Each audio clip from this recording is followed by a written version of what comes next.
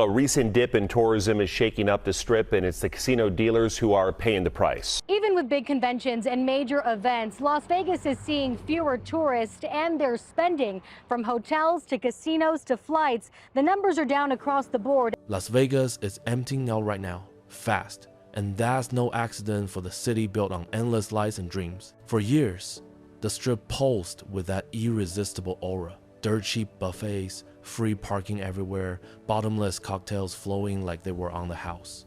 It was the thrill of feeling like royalty, no matter if your wallet was thin or stacked, but behind those glittering doors, it's crumbling at breakneck speed. Wall Street's invasion is abolishing the old rules, with boardroom suits greenlighting moves that are ripping the soul from Vegas before our eyes. Wake up, what's really happening? Can't wait another second. If you don't have gamblers, right? You don't need as many dealers, let's say. You don't need as many tables open. In this video, you will see a former casino boss that sat in those uncomfortable boardroom meetings and watched it all crash down. He discloses that this wasn't just some accident. It was a calculated disembowelment of what made Las Vegas vibrant and alive. And the emptiness is a reminder of the truth that we can no longer ignore. Now, picture the Las Vegas Strip in its heyday, far before these greedy charges and astronomical prices robbed the Strip of its life. Back then, it was as if the city put a crown on your head the moment you stepped out of your car.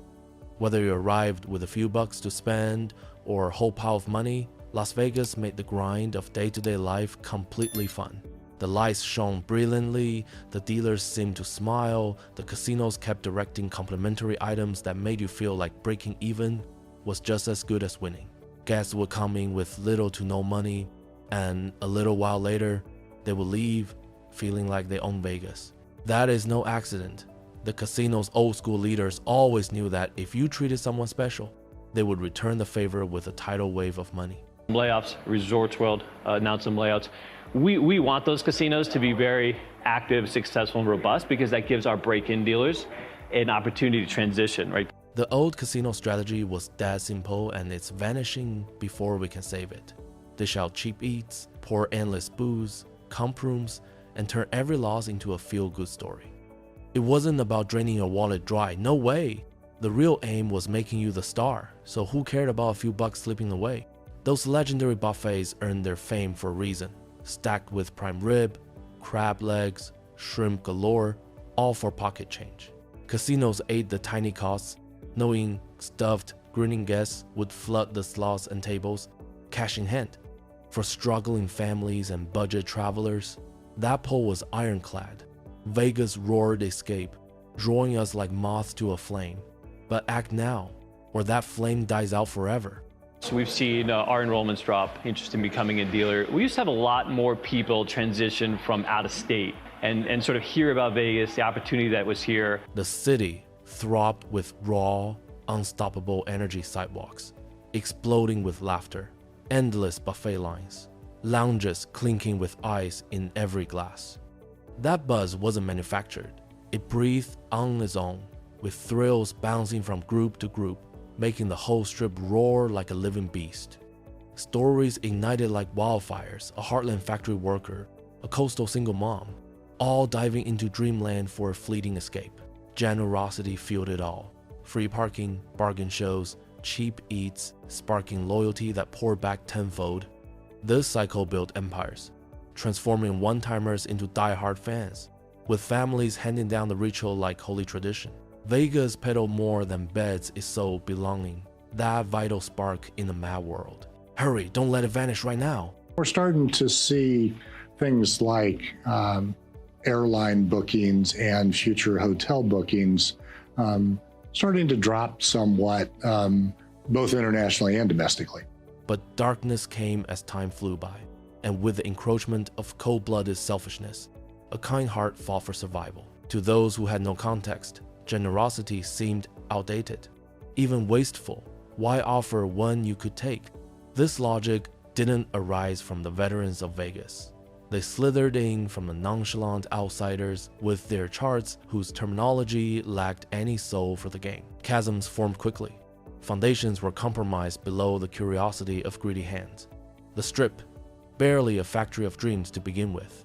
Cracked piece by unreplaceable piece.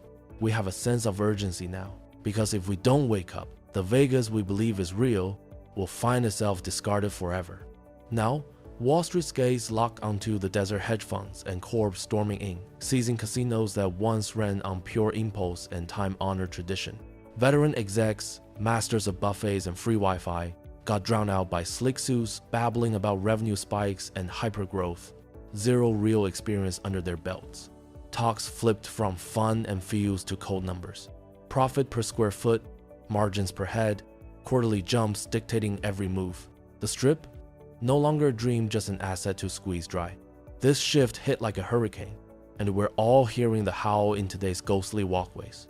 Hurry, the confession exposes this betrayal's depth, and time's running out to stop it.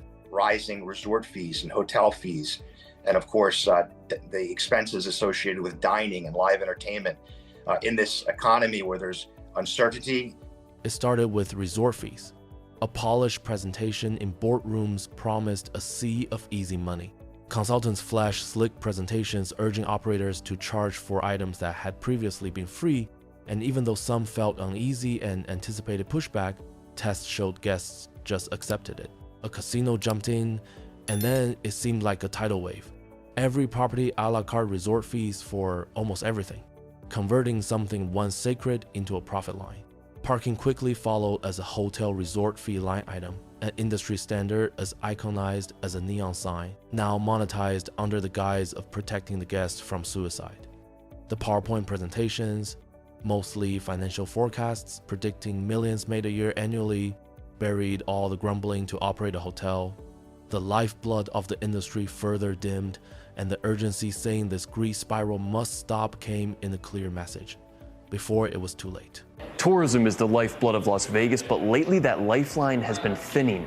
From April to May, visitor numbers dropped nearly 6%, and the effects are rippling through the industry. Food and drinks had to be next, where even iconic buffets like the 999 buffet were bleeding cash and trying to maximize profit. Prices went from a modest amount to amounts that could make anyone go into a state of hysteria. Free pour became premium, every bit of kindness repackaged into a reimbursable nicety, and the give-to-get hospitality model died under the pressures of raking it all in.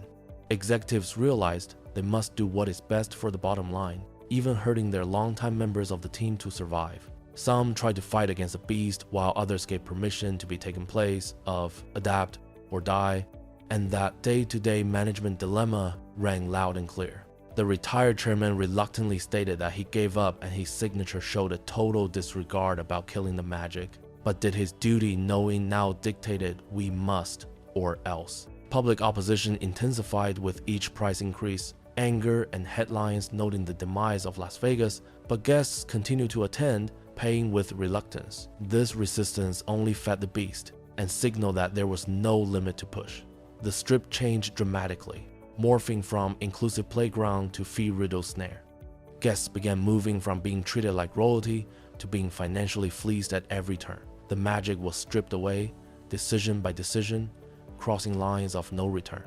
There's urgency because the heart of Las Vegas is hanging by a thread, and we can no longer ignore the hollowing out. That's our bread and butter. We need gamblers. There's shops and food and everything else to do, but we really need those gamblers to come back, and those gamblers react to better values.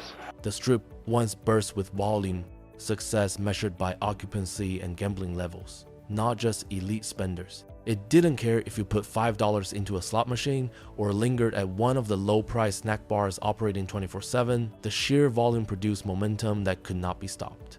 Energy rippled to and from everyone.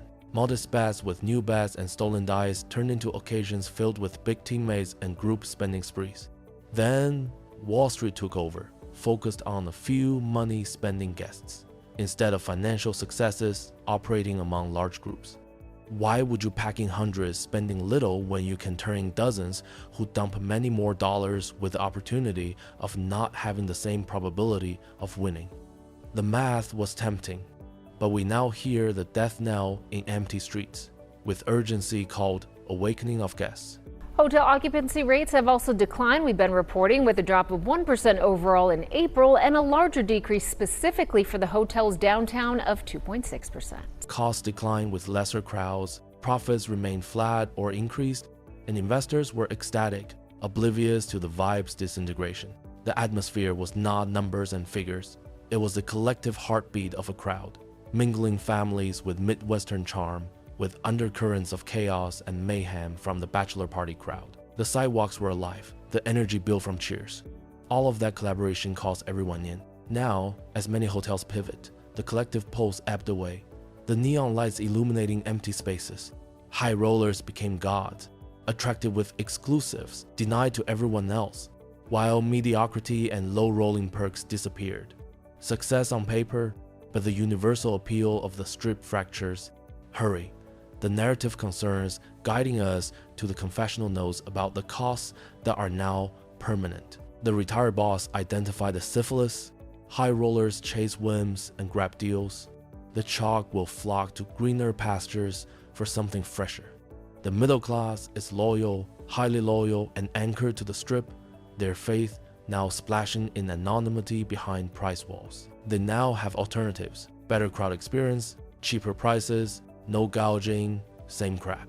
Now that you are inside the casinos, the losses sting harder, losses that came without any freebies, punches to the gut heads of thrill, disgust and bitterness, not joy, trust eroding.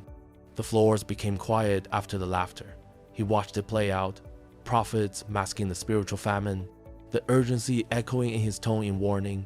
The goose is nearly cooked. It's hard because if you drop the fees, you're probably going to drop the service and the quality as well, so it's a bit of a double-edged sword. This catastrophe mirrors the brutal squeeze on America's middle class. Las Vegas once stood as their ultimate escape, a yearly taste of luxury on shrinking budgets. Corp spotted that fragile promise of feeling elite without breaking the bank and pounced to cash in. It started sneaky with fees, ballooning into a feast of gutted perks.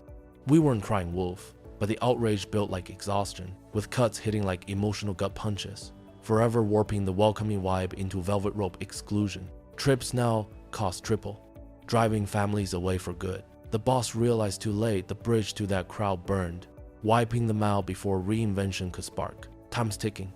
That urgency is crushing the Dream Act fast or lose it all. Through the summer slump, we know that a lot of the resorts on the Strip and the hotels downtown have been suffering because of the lower visitor numbers. So how are the locals casinos doing? Because their market is already here. The fickleness of high rollerness and definition to the bones of that gamble was always checkered. There were not roots in the sand, there were merely shadows casting brief, billowing moments of glorious patron. Moving to high relevance wants tradable stability for risk. It costs us middle-class generations, which at the fuller extent also represents the broader squeeze. Air travel fees, supermarket tickets fees, hotel rooms themselves not only add costs of stay, but also radically change the overall and imprinted experience of everyday patrons. It also simply hurts deeper in the very experience that Las Vegas once represented. These bright lights and lifelike energy turned on, beats minus the hum of another human life and divided by or positive ghost energy to keep the magical Strip alive like they have was at risk from the demons of covetous greed and small town corresponding urges. The irony triumphs fairness, namely the builders, the perished ones, the Madev classic dreamy pilgrimage to a big-time Las Vegas flame. Look, I mean, we can take this back in time for a long period of time. There's no doubt that what's sort of given rise to some of the concern is the fact that tourism is down and visitor spending is down. The manager feels profound regret. He acknowledges his own role in exchanging magic for margin. He could have reacted with more vigor, but fear of getting fired held him down. He left in disgust. Meetings had become lifeless for him, happiness buried in spreadsheets. He left to protect himself. He loves the city, but laments what has happened to it. He is predicting a dark fate. Short-term gains can lead to long-term consequences, especially if there is no loyalty. There will be some hope if there is courage to reverse it, to return value it has lost. And he is begging for speeding change with his statement of reinvention could save it. This is not just about this man. It is about a system's failure, growth over wisdom. This is one of the more honest statements. It utilizes the failures because it is honest. Vegas is at war with itself. Neon magic of a city for hollow shine. The caution sign is clear. Keep going and we will lose our soul. He hopes it's there that magic bounces back. But the people of Vegas' verdict remains. Their Vegas will no longer be. That is the urgency to finally act before it's too late. I think that in the summertime especially, like this is a time when everyone's traveling and wanting to come to Vegas and party and stuff, but I'm noticing like it seems a little bit less crowded than I've noticed in the past. Yet, beneath its gloom, Las Vegas flickers with a spark of reinvention. It emerged from the desert dust, repeatedly overcoming the odds. Power brokers must muster the guts to revive the magic of the middle class, and that means moving from spreadsheets and systems to the heart and soul. What say you? It's doomed, or it can be saved? Comment below, you are the evidence of the struggle. Subscribe for more trust. The Las Vegas story smolders with darkness ahead. Hurry, don't miss it. When we compare June this year compared to June last year, and frankly, I think, and we've talked about this a bit before, I think the empirical data that's recently been released is just a reflection of. Now let's dive deeper because the urgency increases. Las Vegas is living on the edge of collapse and we cannot look away from it. Imagine particularly glorious days when the strip was open to all, no lines, and just pure joy. Valet parking was free, the parking lots were full of cars, buffets were steaming, and you could eat all you could from a full wall of food for less than $10. If you played, there were no tabs on drinks, and you could meet new friends for a lifetime. Families jumped from restaurant to restaurant for cheap eats over the weekend and turned them into memories. That access and exclusivity was the machine, but now it is rapidly fraying around the edges, and we have a duty to peel back the layers to show what is hiding. We've dealt with a number of these type of instability moments in our history, right? We certainly could go back to the events of September 11th, 2001 and what happened immediately after that when there was large. Wall Street's impact was not subtle. It moved in like a desert storm developing into a much bigger storm. Essentially, everything was transformed into a profit. Traditional executives were resistant, but they were drowned in suits with data and a business philosophy that revenue was good and experience was a footnote. The tilt shifted from casinos being generous hosts to extractors when incidence fees began popping up like thieves in the night. Once the tipping point happened, things accelerated to where we are now. Time will tell, but reading this report, the urge is great to remember and feel like the boss's story lays out how deliberate this dismantling really was. Resort fees were the first domino on the way down. Consultants tried pitching resort fees. Even when pushback materialized, many doubted its profitability, since guest surveys had proven guests were willing to do this trickle without awareness. Testing offered little resistance, fees didn't really matter, guests paid, and therefore meant adoption and revenue explosion. Parking, once considered free, now resides outside with projected dollar signs hinting at riches. Resort buffet prices no longer had the bargain luster, menus were chopped to remain profitable, changes were endless. For time will tell, but remember and feel, urgency emerges that these are not adjustments, but a complete gutting. The tourism industry is our single largest employer and our single largest payer of wages and salaries. And I think as some people have a tendency to forget, the biggest generator of taxes, both at the state and local level. The middle class was impacted the hardest, priced out of their playground. What once cost hundreds now cost thousands, different options pulling them away. Loyalty is being lost, families not going as previous generations did. The high rollers momentarily fill the gap, but their whims end up creating gaps. The boss noticed crowds thinning and excitement evaporating from the venue. Even now, with tourism dropping, the height of worry starts asking for action. New numbers indicate a terrible downturn, visitations dropping over 10% and occupancy rates plunging. Hotels are lowering rates, but fees remain, creating angst. Buffets have disappeared and replaced with overpriced dining rooms that limit ways to afford food for every budget. Employees are left scraping, layoffs affecting dealers as floors stop buzzing. The boss admitted to his share, stuffing in his pocket, removing success from the skin. The surge of pressure has increased. At this pace, no one will be able to save Vegas. So I think, RJ's belief that we're no longer thinking about what consumers want is maybe from his point of view, maybe he needs something. Can you envision walking the strip today in the time of now, with the void replacing the buzz that was there? The lights are flashing on the sidewalks, and you hear the silence blasting. When the sidewalks were filled with families, a few wealthy people dashingly arrived. The heart of someone who cares, aches, and yearns for buzz, for generosity, and gives confidence it could happen as long as the leadership hears the info. Hurry up. Do you think Vegas is savable? Feel free to send a page or two about your thoughts on it. The second quarter was an exceptional one for the company by every measure. Our Las Vegas operations delivered its highest quarterly net revenue and adjusted EBITDA in our 49-year history. To build on what the old-timers taught us, they understood psychology more than anything else drives the wind. Make guests feel valued.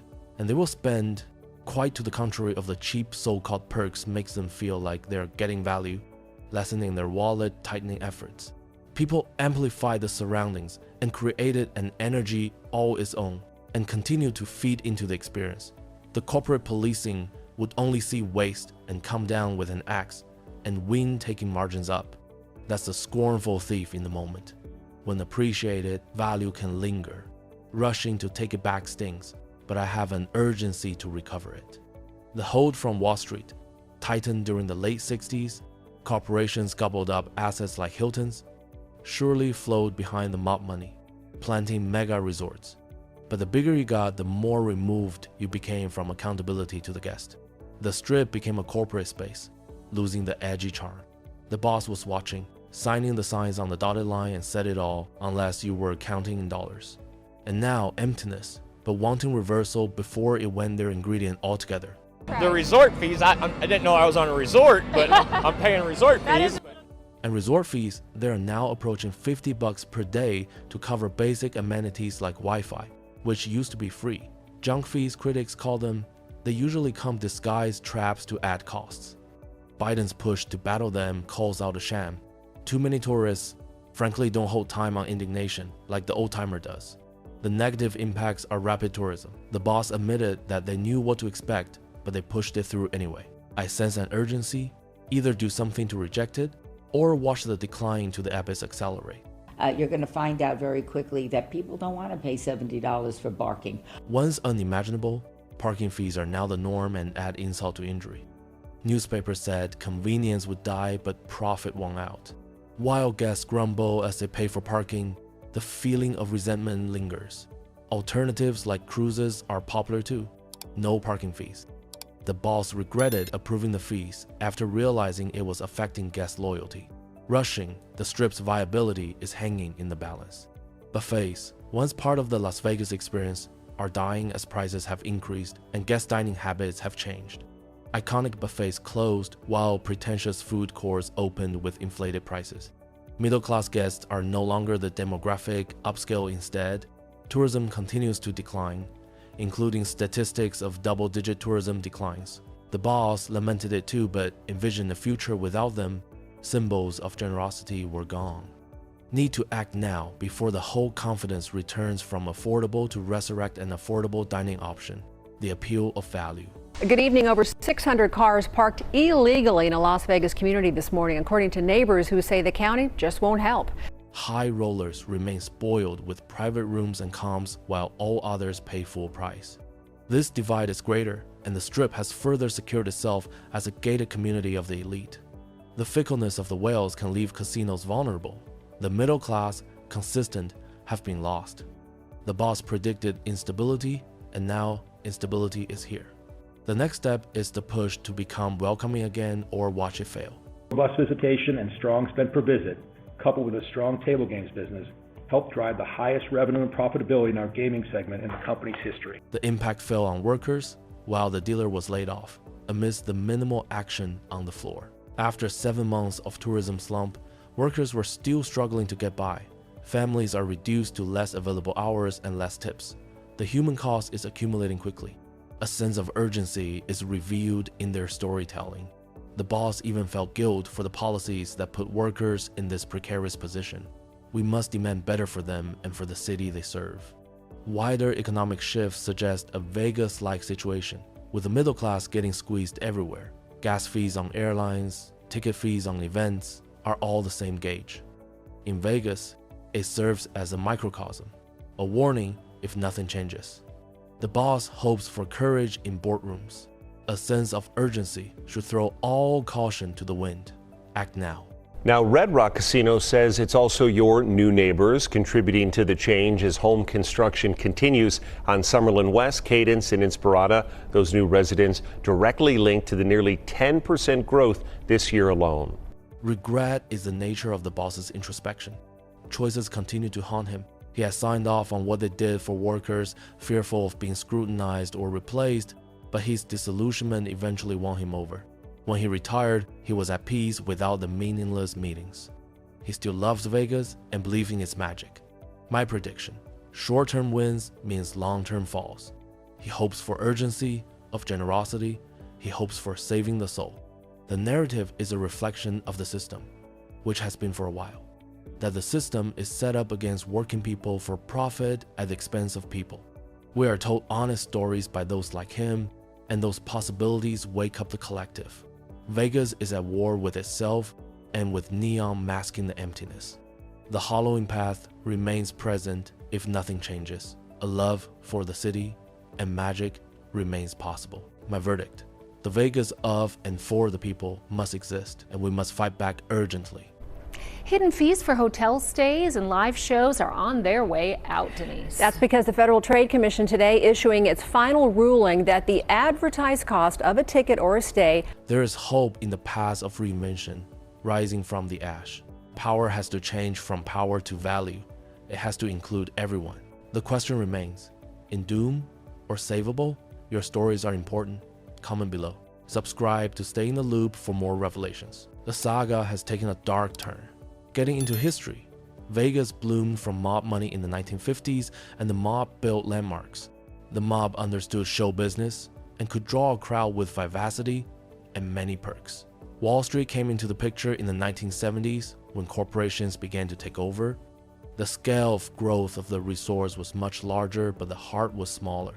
The boss lived the transition personally and experienced it himself. We are behind the eight.